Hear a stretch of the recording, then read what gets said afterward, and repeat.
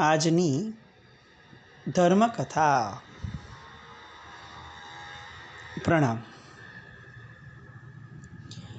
વાગડ પરંપરાનો ઉજ્જવળતમ ઇતિહાસ, અને આ ઇતિહાસની અંદર જે સ્વયં પોતે જ એક ઇતિહાસ બનીને ગયા એવા પરમ પૂજ્ય આચાર્ય ભગવાન શ્રીમદ વિજય કલાપૂર્ણ સુરેશ્વરજી મહારાજાનું જીવન, સાહેબના જીવનની અંતિમ પળો ના સ્વાધ્યાયમાં આપણે છીએ. ઘણી બધી વાર એવું થતું હોય કે કોઈ મહાપુરુષનો અંતિમ સમય કેવો રહ્યો એવું જાણવાનું આપણને બહુ મન થાય, એવી તાલાવેલી રહે. કારણ કે જેનું જીવન આટલું સમાધિમય રહ્યું, જેનું જીવન આટલું પવિત્રતાવાળું રહ્યું, એ વ્યક્તિનું અંતિમ ક્ષણવાળું જીવન એ કેવું હતું એ જાણવાના કારણે આપણી ધર્મ પરની અને સમાધિ પરની શ્રદ્ધા વધે છે.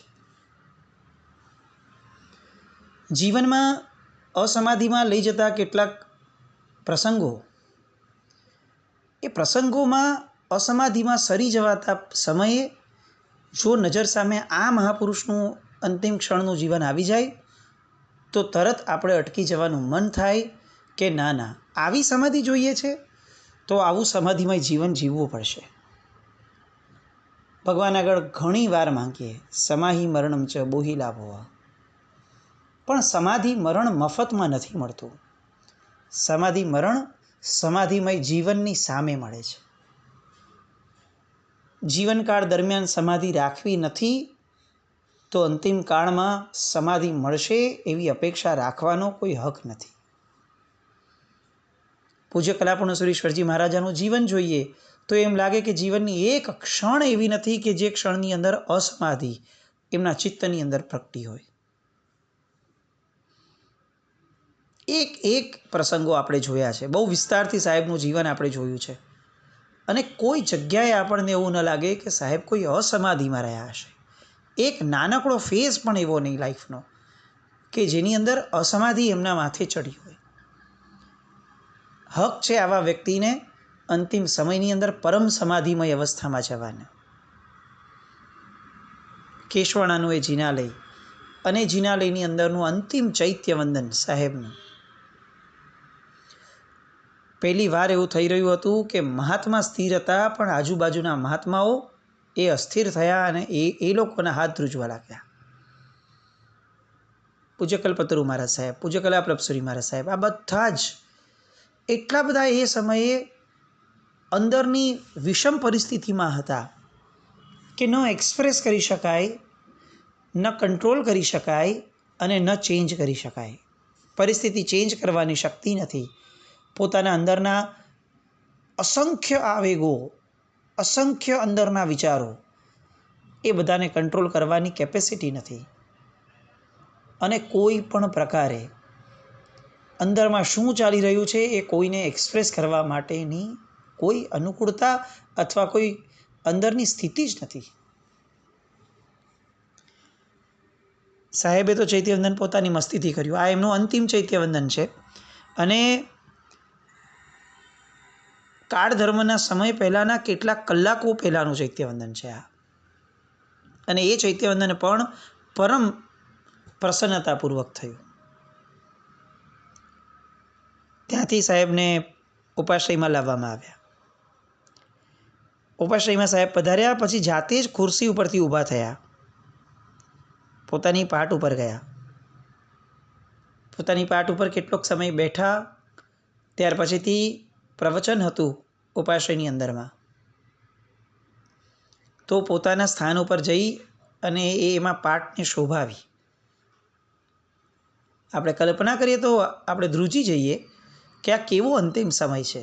સ્વયં પોતે પાટ ઉપર બેઠા, પાટ ઉપર બેસી અને પાટને શોભાવી, અને એ સમયે ઓટમલજી કપૂરચંદજી એમણે સાહેબને કામડી બોરાવવાનો આદેશ, ચડાવો પણ લીધો.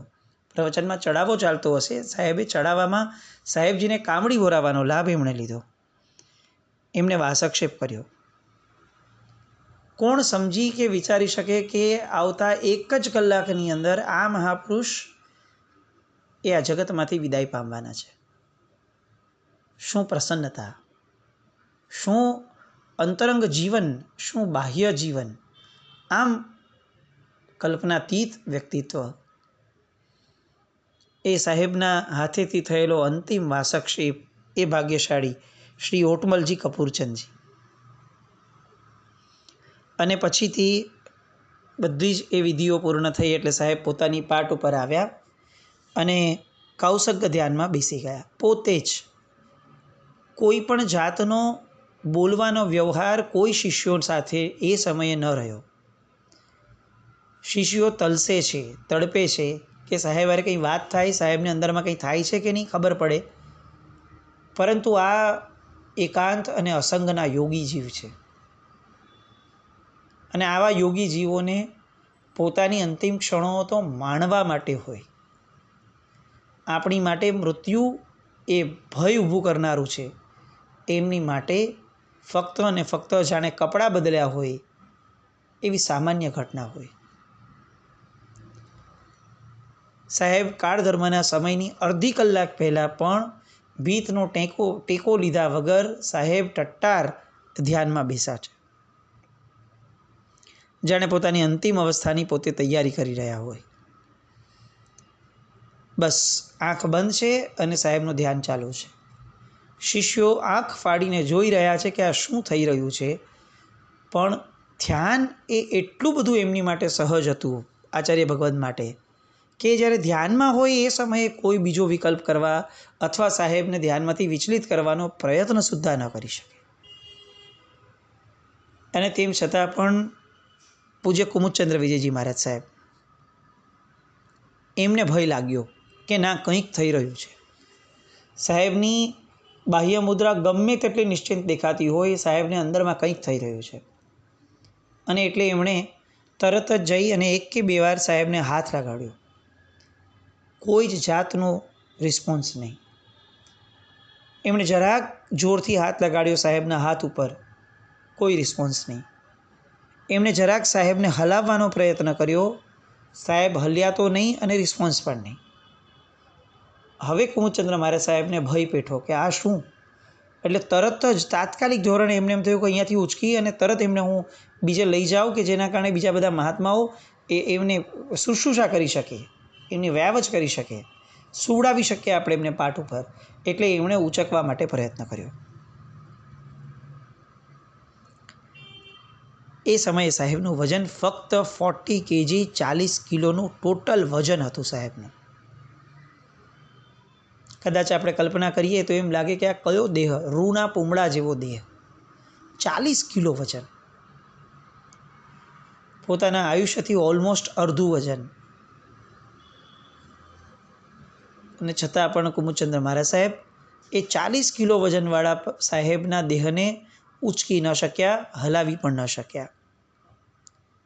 સાહેબ જાણે મેરુ પર્વતના શિખર પર બેઠા હોય એવા અડોલ, ખસ્યા જ નહીં. એમણે તરત બીજા મહાત્માને બોલાવ્યા. બીજા 2 મહાત્માઓએ પણ એમને હટાવવા માટે પ્રયત્ન કર્યો, ખસાડવા માટે પ્રયત્ન કર્યો, પણ એમને જરા પણ તસ્સુભર પણ એમને હલાવી શક્યા નહીં. એ પછીથી બીજા 3 મહાત્માઓને બોલાવ્યા અને જ્યારે એ બધા મદદમાં આવ્યા ત્યારે પૂજ્યશ્રીને કંઈક ખસેડી શક્યા, પણ એ સાહેબને બહારથી એમના શરીરને ખસેડી શક્યા. એમની સાધના અને એમના ધ્યાનની અંદરમાં કંઈ જ ખસ્યું નહીં. સાહેબ જાણે પોતાની સમાધિમાં લીન હતા. આ શરીરની સાથે શું થાય છે એનો કોઈ લેવો દેવો સાહેબને હતો જ નહીં. આમ પણ છેલ્લા 2 દિવસ સાહેબના એવા ગયા હતા કે જેમાં મહાત્માઓએ વિટનેસ કર્યું હતું કે સાહેબ દેહથી ક્યાંક દૂર વયા ગયા છે. હજી આગલા દિવસે જ સાહેબને કેટલું મોટું ઇન્જેક્શન સાંજના સમયે લગાડ્યું હતું, રાત્રિના સમયે ફરીથી ઇન્જેક્શન લગાડવું પડ્યું હતું. એ ઇન્જેક્શન લગાવવામાં, નસ વગેરે શોધવામાં 20 મિનિટ થઈ હતી. 20 મિનિટ સુધી એ ઇન્જેક્શનની સોય ઘોંચીએ રાખતા હતા અને તેમ છતાં પણ ઇન્જેક્શન લાગતું ન હતું. આવી ભયંકર પરિસ્થિતિ 20 મિનિટ સુધી ચાલી અને તેમ છતાં પણ સાહેબનો ઊંકારાનો અવાજ તો ન આવ્યો એમ નહીં, સાહેબના મુખની એક રેખા પણ નહોતી બદલાઈ. શરીરરૂપી વસ્ત્ર ઉતારવાની પૂર્ણ તૈયારી આ અધ્યાત્મ યોગી દ્વારા થઈ ગઈ હતી.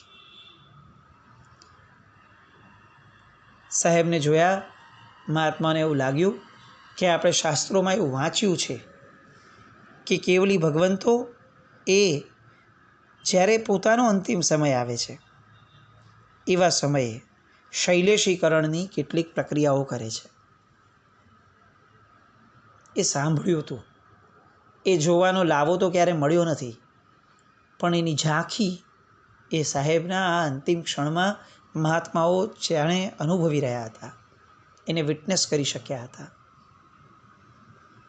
આપણે ત્યાં પાદપોપગમન અનશન છે કે જે અનશનની અંદરમાં સાધકને કોઈ ક્યાંક લઈ જાય, સાધકને કાપી નાખે અથવા સાધકને સળગાવી નાખે અથવા એમના શરીરનું જે કંઈ કરવું હોય એ બધું જ કરે, તેમ છતાં પણ સાધક વૃક્ષની જેમ અડોલ હોય, આવું એક અનશન આપણે ત્યાં આવે છે. આ બધા મહાપુરુષોએ એની પણ ઝાંખી અનુભવી કે સાહેબને ઉચકીને બાજુમાં મૂક્યા, સુવડાવ્યા, બટ સાહેબ વોઝ નો વેર. એ જીવંત હતા, એ ચૈતન્યમય અવસ્થામાં હતા અને તેમ છતાં શરીરથી ઘણા દૂર હતા.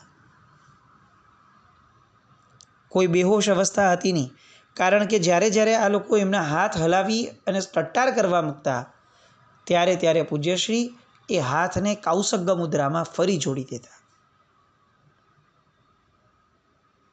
શું સાહેબની એ પરાકાષ્ઠાની સાધક અવસ્થા અને એ ધ્યાન અવસ્થાની એ સ્થિતિ હશે. આખી જિંદગી સાહેબે ધ્યાન ધર્મને સેવ્યો છે, નિષ્ઠાપૂર્વક સેવ્યો છે, ખંતપૂર્વક સેવ્યો છે. એક પછી એક એની અંદર ગ્રેજ્યુઅલ ડેવલપમેન્ટ કર્યા છે, એમનો ગ્રોથ પીક પરનો રહ્યો છે. કેટલાય પ્રકારના ધ્યાન સાહેબે પોતે સિદ્ધ કર્યા હતા.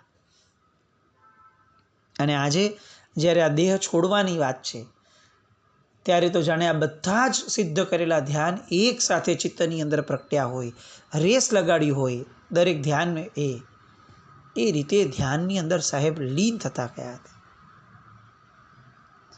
આ અવસ્થા જોઈ અને બધા જ મહાત્માઓએ નવકાર, ઓસગ્ગહરમ, સંતિકરમ આ બધી ગાથાઓ બોલવાની શરૂ કરી દીધી. બધાના મનની અંદર કંઈક ન કહી શકાય, ન સમજી શકાય, ન કળી શકાય એવો એક વિષાદ છે, પણ છતાંય બધા સાહેબને સમાધિ આપવા માટે આ બધા સૂત્રોના જોર જોરથી નાદ કરે છે. એક મહાત્માએ અજિત શાંતિ બોલવાની શરૂ કરી. અજિત શાંતિની 10 ગાથા પૂરી થઈ અને સાહેબની નજીક સ્પર્શીને રહેલા મહાત્માઓ જોઈ રહ્યા હતા કે ધીરે ધીરે હવે શ્વાસની ગતિ એ મંદ થઈ રહી છે. શ્વાસની સ્પીડ પરથી ખ્યાલ આવતો હતો કે હવે કેટલાક અંગોમાંથી શ્વાસ પસાર પણ કદાચ નથી થતો. હાથમાં નાડીઓની ધડકન પણ ધીરે ધીરે ઉપરની તરફ જઈ રહી છે. બધા જ મુનિ ભગવંતો એકબીજાના ઇશારાથી જાણે આ જણાવી રહ્યા હતા અને પકડવા માટે જાણે દોડ લાગી હોય એ રીતે એમના આ પ્રાણને પકડવા માટે બધા મહાત્માઓ અધીરા થયા હતા. જોર જોરથી ફરીથી નવકાર શરૂ થયો. લગભગ 50થી 60 જેટલા નવકાર ગણાયા અને છેવટે એવું લાગ્યું કે હવે સાહેબ અંતિમ શ્વાસ લઈ રહ્યા છે. આજુબાજુના મહાત્માઓ એ બધા રુદનની જાણે પોક મૂકીને રડવાની તૈયારીમાં હોય અને તેમ છતાં અટકાવીને બેઠા હતા.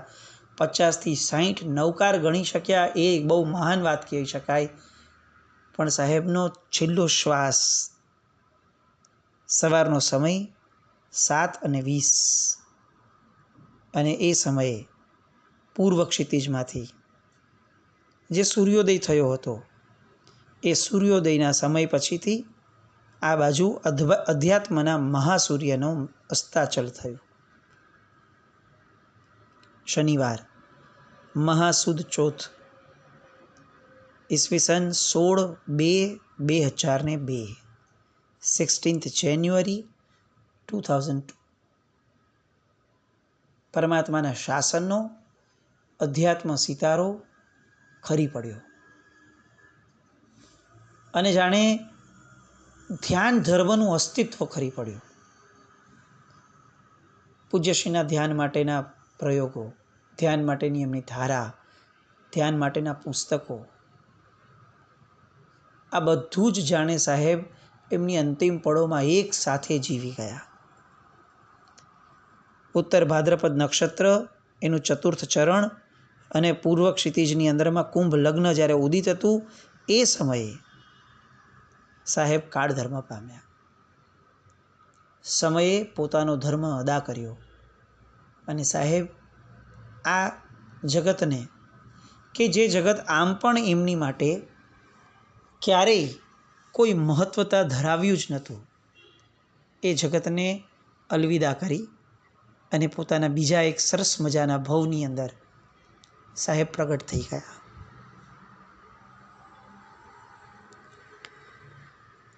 સાહેબના આ પવિત્ર દેહને, પવિત્ર દેહના કાળ ધર્મને તાત્કાલિક દરેક સંઘો સુધી આ સમાચારને પહોંચાડ્યા.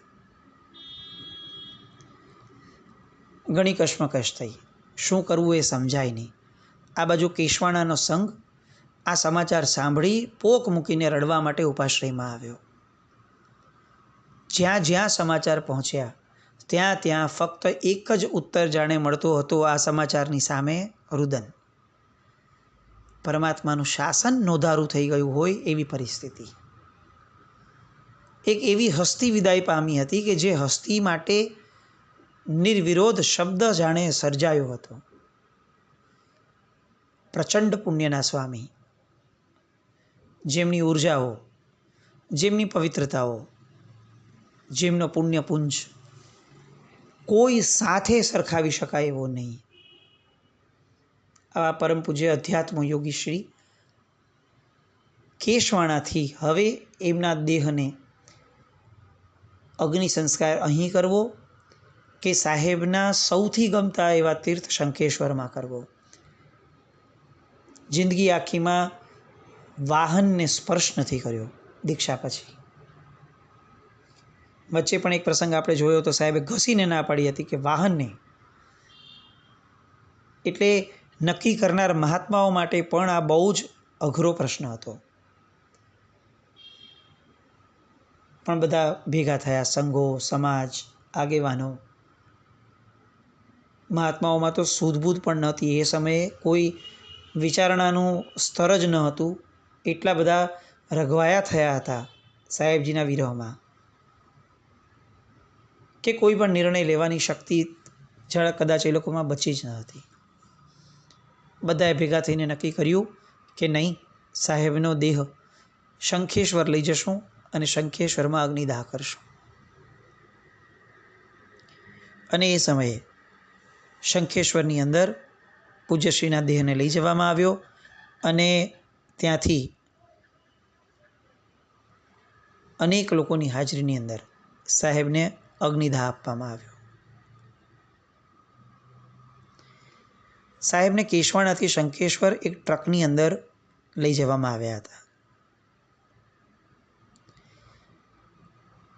આ ટ્રક રસ્તામાં અનેક ગામોમાંથી પસાર થઈ.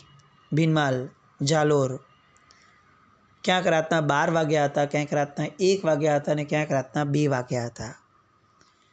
અને તેમ છતાં પણ એ ટ્રકની અંદર રહેલા પૂજ્યશ્રીના દેહના દર્શન કરવા માટે સેંકડોની, હજારોની સંખ્યામાં આખી રાત દરેક નગરોની અંદરમાં માનવ મહેરામણ જાણે સાંકળ બનીને ઉમટ્યું હોય એ રીતે લોકો આવવા લાગ્યા.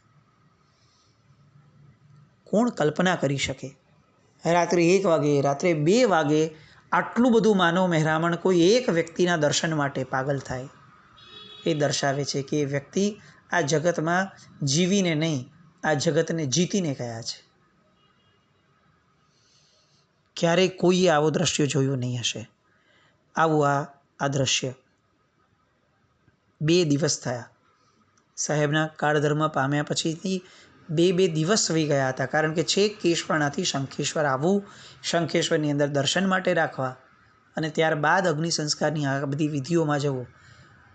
સામાન્ય માણસનો દેહ 2 દિવસની અંદરમાં તો ગંધાઈ જાય, ફૂલી જાય, અક્કડ થઈ જાય.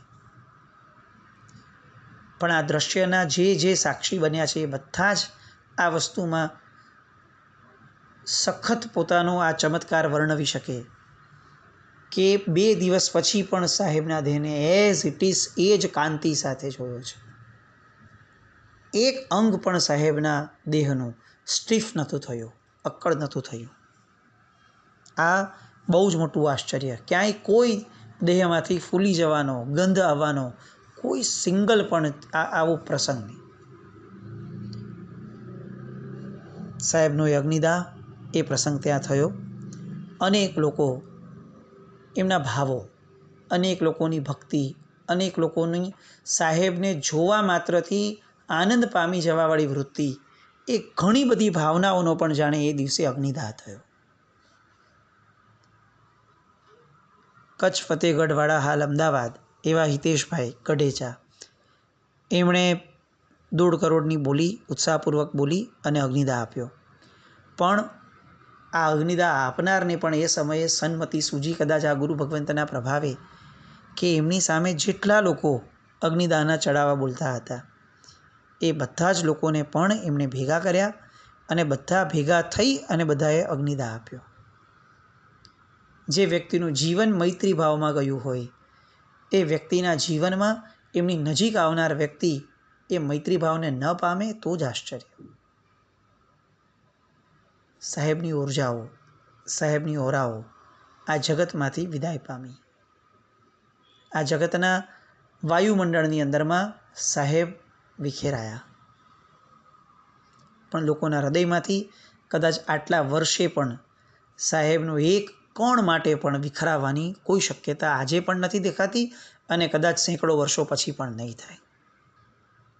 આવા પૂજ્ય કલાપૂર્ણ ઈશ્વરજી મહારાજા, એમના જીવનના હજી કેટલાક અંતરંગ પ્રસંગો, કેટલીક એવી વાતો કે જે વાતો આપણને આશ્ચર્યમાં દિગ્મૂઢ કરી દેશે. કેટલા ગુરુ ભગવંતોના મુખેથી નીકળેલી કેટલીક વાતો. આ બધી વાતોને આવતીકાલે ફરી એકવાર સાંભળવા માટે સાહેબના સત્સંગ માટે ભેગા થઈએ. અધ્યાત્મ યોગીશ્રી એમના જીવનની આ ચીર વિદાય આપણા જીવનને કંઈક અંશે અધ્યાત્મ તરફ વાળે એવી શુભ મંગલ કામના સાથે. જીનાગના વિરુદ્ધ કંઈ પણ બોલાયું હોય તો મિચ્છામિ દુક્કડમ. જૈનમ જયતિ શાસનમ.